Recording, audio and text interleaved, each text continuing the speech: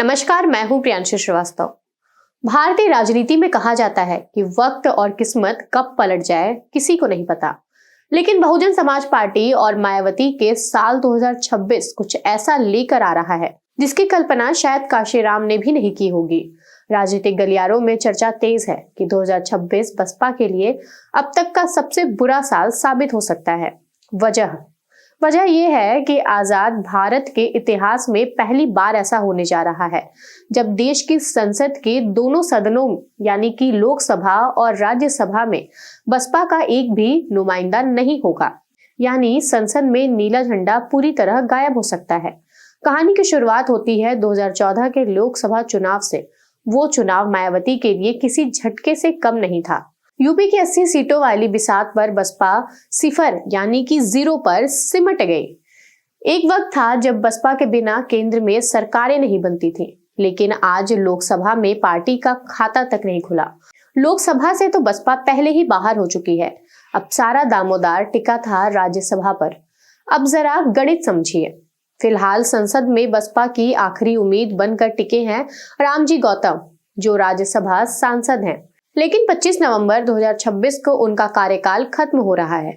UP की जिन 10 राज्यसभा सीटों पर 2026 में चुनाव होने हैं, उनमें बीजेपी और सपा का पलड़ा भारी है। लेकिन बसपा के पास इतने विधायक भी नहीं हैं कि वे उसे बचा सके।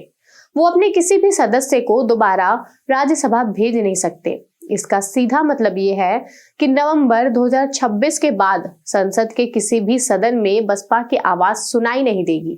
ये सिर्फ एक आंकड़ा नहीं है, ये उस आंदोलन के लिए बहुत बड़ा सेटबैक है जिसे काशीराम ने अपने खून पसीने से सींचा था।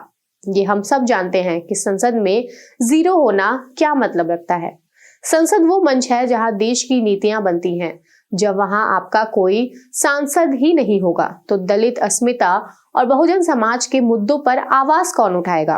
पार्टी के अंदर भी अब इसे लेकर एक प्रेशर साफ महसूस किया जा सकता है। मायावती ने भले ही हाल ही में संगठन में नए प्रभारियों की नियुक्ति की है, लेकिन सवाल वही है, क्या पब्लिक मूड फिर से बदल सकता है?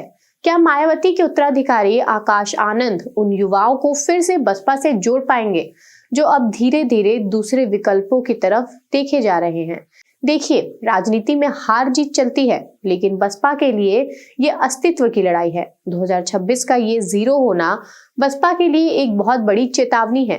अगर आकाश आनंद और मायावती ने मिलकर कोई एग्रेसिव नैरेटिव सेट नहीं किया तो पार्टी के लिए वापसी करना नामुमकिन जैसा हो सकता है।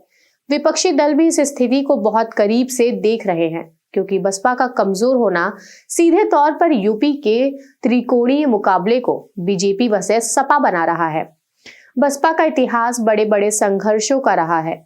शून्य से शिखर तक का सफर मायावती ने देखा है, लेकिन अब शिखर से वापस शून्य की तरफ बढ़ता ये ग्राफ बहुत कुछ सोचने पर मजबूर कर रहा है। क्या 2026 वाकई बसपा के लिए अंत की शुरुआत होगा, या फिर वो लो पॉइंट है जहां ये पार्टी फिर से बाउंस बैक करेगी? ऐसे ही बड़े मुद्दों पर बात करने के लिए बने रहिए हमारे साथ। तब तक के लिए धन्यवाद।